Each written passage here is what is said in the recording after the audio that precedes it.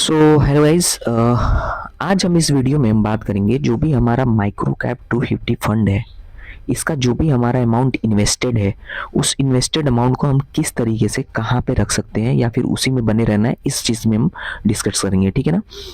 देखिए, आपने micro cap की जो भी कंपनी में इन्वेस्टमेंट की होगी ना, वो लॉन्ग टर्म सोच करके ही की होगी, क्योंकि स्मॉल कैप से भी ज़्यादा अगर कोई टूटता है शेयर मार्केट में तो वो माइक्रो कैप टूटता है। तो माइक्रो कैप में आप ऐसा तो है नहीं कि 6 महीने या 5 महीने या फिर 1 साल के लिए रखे होंगे पैसे, कम से कम 5 से 10 साल के लिए रखे होंगे। तो ये हम मान के चलते हैं। तो उसी के अकॉर्डिंग हम देखेंगे प्लान अपने। ठीक है ना। तो इस प्लान में मैं लॉन्ग टर्म और शॉर्ट टर्म दोनों की बात करूंगा, आप कहीं जाइएगा मत, इस वीडियो को पूरा देखिएगा। हो सकता है कि मेरा सजेशन आपसे बेहतरीन ना हो तो आप अपने सजेशन को भी कमेंट कर सकते हैं, हम उनको भी उसकी भी सराहना करेंगे और आपके कमेंट को हम दिखाएंगे भी वीडियोस में, ताकि जो भी व्यूवर्स हैं हमें देखने वाले वो ये समझें कि एक्चुअली में क्या करना चाहिए। ठीक है ना, उनको सजेशन मिल सके। तो वीडियो स्टार्ट करने से पहले मैं कमेंट को दिखाना चाहूँगा। कमेंट किया था किसी भाई ने मेरे यूट्यूब पे कि very nice information bro, thank you so much भाई। मेरी जो भी राय रहती है, जो भी मैं सजेशन देता हूँ, वो अपने पर एक्सपर्टीज़ पे देता हूँ या जो भी मैंने एक्सपीरियंस किया है उस पर देता हूँ। तो थैंक यू सो मच। मेरा यही रहता है कि जो भी व्यूअर देखे, कम देखे, बट उसको डाउट सारे क्लियर हो। तो अपने सजेशन भी कमेंट कर सकते हैं कि क्या वीडियोस पे टॉपिक चाहिए या क्या कंफ्यूजन आपको रहता है, नहीं कुछ समझ आता है तो आप कमेंट जरूर किया करिए।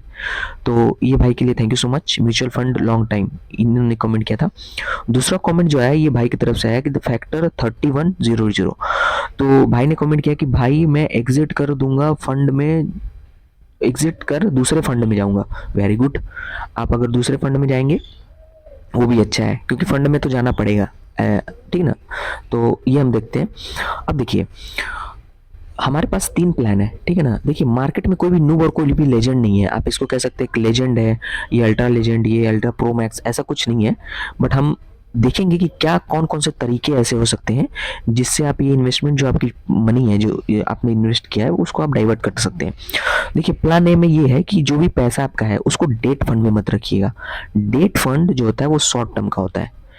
मैंने बताया था कि माइक्रो कैप में अगर आपने इन्वेस्ट किया है तो आप लॉन्ग टर्म सोच के किए होंगे।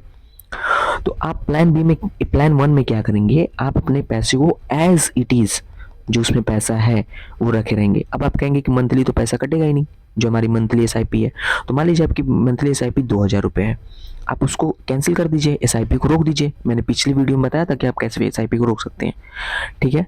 और जैसे जैसे ये पैसा जो आपका इन्वेस्टेड है ऑलरेडी, जैसे जैसे ऊपर जाएगा तो आपका जो एनएवी है वहाँ पे आपको बढ़ता हुआ नजर आएगा।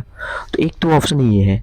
और जो भी अमाउंट आपका एसआईपी का था, मान लीजिए आप 500 इस पे मंथली इन्वेस्ट करते थे, उस 500 को लेके आइए प्लान बी में, यानी आप एक न्यू एसआईपी स्टार्ट कर दीजिए। उसी प्लान से एक न्यू एसआईपी स्टार्ट कर दीजिए।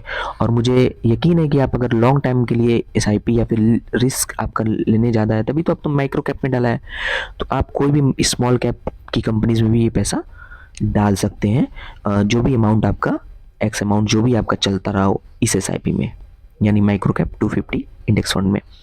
तीसरा ऑप्शन और बहुत ही रिलेटेबल ऑप्शन है कि आप जो भी अमाउंट इसमें इन्वेस्टेड, मान लीजिए कि आपका 10,000 अमाउंट आपका इन्वेस्टेड है इसमें, कुछ भी हो सकता है इन्वेस्टेड।